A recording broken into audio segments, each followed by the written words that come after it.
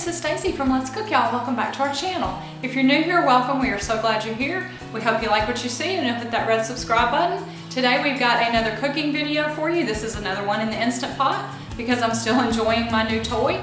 I have not tried this on the stovetop, but I see absolutely no reason why you couldn't make it on the stovetop. It's a pineapple chicken that we recently had served over rice with some Asian sides, and it was delicious. It was deemed a keeper in our household, so we thought we would share the recipe with you. So without further ado, please enjoy our video, Instant Pot Pineapple Chicken. Have a wonderful and blessed day, y'all. Bye.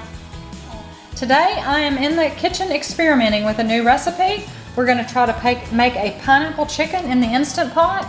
As always, the recipe link is provided below, but you'll need some chicken, some rice that I've already cooked in my Instant Pot, some pineapple and reserve the juice, some soy sauce or liquid aminos, some hoisin sauce, some brown sugar, and then some cornstarch, and I'm also going to season the chicken.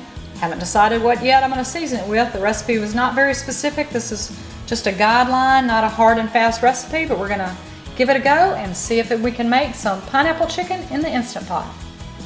First thing I'm going to do is put my Instant Pot on saute mode, and I'll let it get hot. That way when I add the oil that I'm going to saute the chicken in, it kind of ripples and I can feel the heat. I have seasoned my chicken with simply salt, pepper, and some ground garlic and ground ginger. I'm going to saute this up. All right, I sauteed the chicken. We're going to add the rest of the ingredients, which is some pineapple.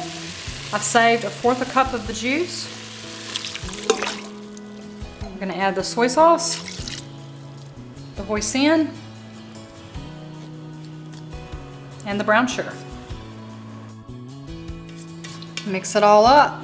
Dissolve the brown sugar. Make sure all the chicken, which is partially cooked, I'm gonna make sure it's all beneath the liquids before I seal it up.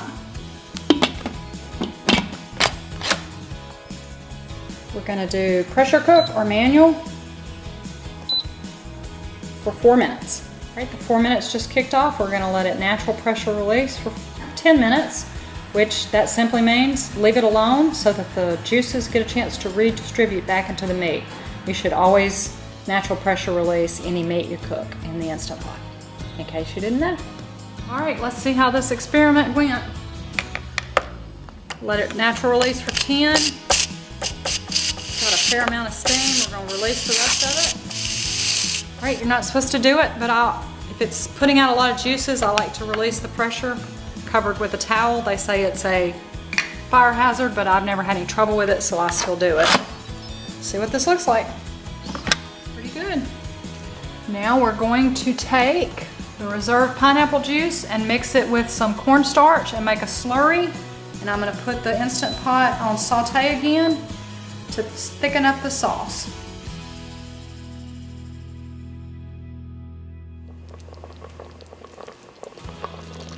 It did not take long on saute to start boiling, bubbling. It has thickened up. I think next time I may use a little less of the pineapple juice. I probably should have measured it out. It is a little soupier than I would like, but it will be good. We may just do it in a bowl over rice. We will see how it tastes and leave a comment below. And if it's good, if it's not a fail, we will share the recipe. As always, thanks so much for stopping by our channel, Let's Cook, y'all. I hope you'll like, comment, and subscribe if you hadn't already. Have a blessed day, y'all. Bye.